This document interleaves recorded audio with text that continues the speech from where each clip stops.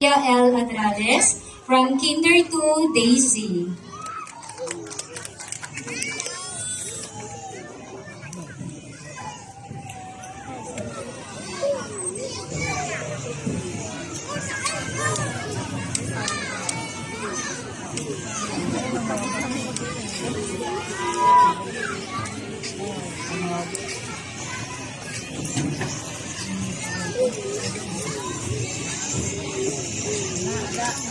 Hello?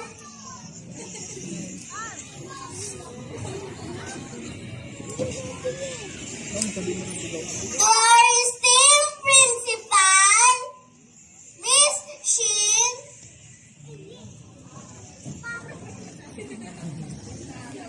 To our wonderful teachers, to my understanding advisor, Miss Sheila. Parents, friends, guests, and fellow graduates, good day to you all. On behalf of the graduating preschool students from the year 2023 to 2024, we express our gratitude for this very memorable event, our graduation day. First and foremost, I would like to congratulate my classmates because we have reached this moving up ceremony despite being scolded many times for our mischief in the classroom.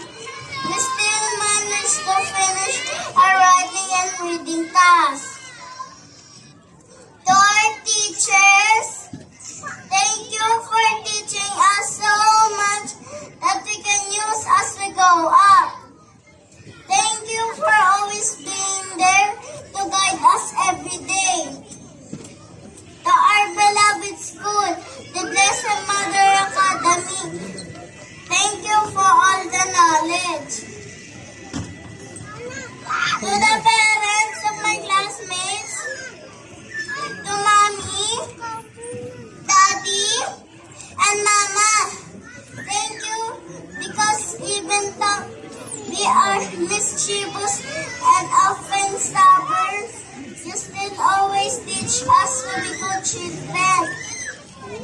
It's not just us who deserve stars and medals. You deserve them too. As we conclude preschool, I would like to give a simple message to my friends. Do not be afraid to dream big and continue your studies. Do not be afraid to dream big and continue your studies. Let's continue to pursue our dreams and never forget to pray so that we will always be guided by Papa Jesus. Let's always help each other and be friends. No matter what happens, I meet the others. Magandang buhay! Thank you, Ms. Sia Adrales. And now for another validation.